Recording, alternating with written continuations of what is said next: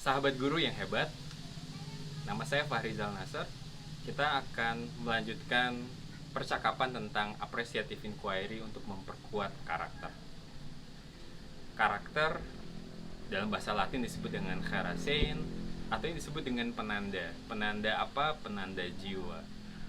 Dan dalam kata penguatan itu adalah sebuah upaya menguatkan karakter. Artinya yang dibahas adalah bukan karakter sebagai penanda, tapi karakter sebagai sebuah potensi yang bisa dikuatkan. Maka Bapak dan Ibu guru, tahun 2011 ada seorang founding father dari psikologi positif, yaitu Profesor Martin Seligman dari Pennsylvania University. Dia bilang ada 6 yang disebutnya dengan virtues in actions, atau kebaikan atau nilai-nilai utama di dalam aplikasi keseharian. Kalau di Indonesia kita belajar tentang 18 karakter yang sedang dipromosikan oleh Kementerian Pendidikan. Di dalam konsepsi dan teori ada 24 karakter yang sangat kuat yang itu diterjemahkan ke dalam 6 virtues atau 6 kebaikan-kebaikan. Yang pertama adalah wisdom dan knowledge. Wisdom tentang kebijaksanaan, pengetahuan. Yang kedua adalah tentang courageous atau tentang keberanian, mengambil sesuatu sebagai tantangan yang baru untuk bisa meningkatkan kemampuan kita. Yang berikutnya adalah tentang humanity, tentang kemanusiaan. Ini virtues-virtuesnya, ini nilai-nilai baiknya. Yang berikutnya adalah justice, bagaimana kemudian kita menerapkan menjadi sebuah tindakan-tindakan yang berkeadilan, fair buat orang lain.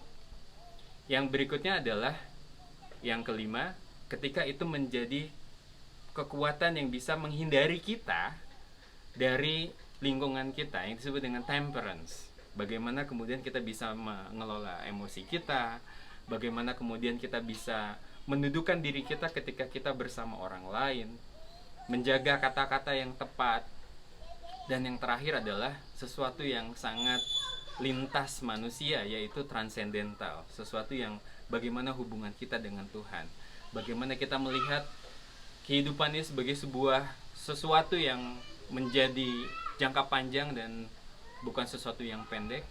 Karena Bapak dan Ibu ketika percaya dengan agama, maka kita percaya dengan kehidupan yang tidak ada batasnya, kehidupan yang everlasting, kehidupan yang abadi.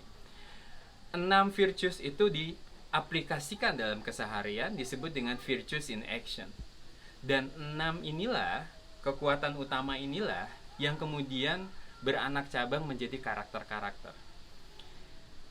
Kalau Martin Seligman memfokuskan kepada 24 karakter, Bapak dan Ibu di Indonesia, kementerian kita mengerucutkan kepada 18 karakter unggulan. Yang 18 ini ada di bawah 6 karakter, 6 virtues tadi, 6 kebaikan-kebaikan utama tadi.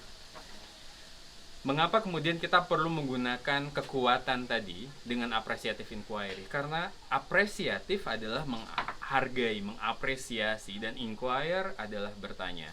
Dengan kekuatan appreciative inquiry, kita bisa kemudian menggunakan cara tersebut sebagai alat bantu di dalam kelas kita. Ketika kita memulai kelas di dalam semester yang baru, di dalam tahun yang baru, bersama-sama murid satu kelas kita bisa bercakap-cakap dengan mereka, membicarakan 18 karakter utama yang ada di dalam kelas. Misalnya tentang knowledge dan wisdom, tentang kebijaksanaan dan pengetahuan, kita bisa bertanya menggunakan appreciative inquiry. Knowledge dan wisdom seperti apa yang kita harapkan di akhir kelas pada tahun ini, sehingga semua percakapan tentang knowledge dan wisdom akan membawa anak-anak kita mempercakapkan tentang karakter apa yang membentuk wisdom, kebijaksanaan, dan pengetahuan. Ternyata di dalam knowledge dan wisdom tersebut paling tidak ada 3 karakter utama penting. Yang pertama adalah kreatif. Bagaimana kita menemukan cara baru untuk melihat hal-hal yang lama. Dengan cara pandang tersebutlah kita menjadi lebih kreatif. Yang kedua adalah rasa ingin tahu. Rasa ingin tahu untuk kemudian belajar sendiri. Belajar bukan karena ada tes yang harus dilakukan, tapi sesuatu yang memang muncul secara alamiah. Dan yang ketiga adalah gemar belajar. Dalam konteks ini gemar membaca. Ketiga hal inilah yang akan mengerucut nanti menguatkan tentang knowledge dan wisdom.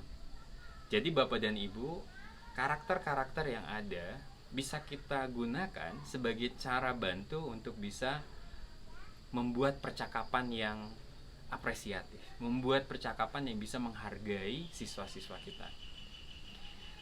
Pada kesempatan lain kita bisa belajar bagaimana karakter-karakter yang beragam tersebut kita bisa gunakan secara apresiatif di dalam kelas-kelas kita dengan cara yang paling menyenangkan.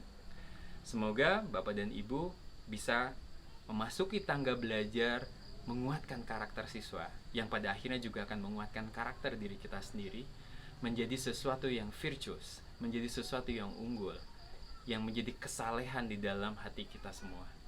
Terima kasih banyak dan selamat belajar.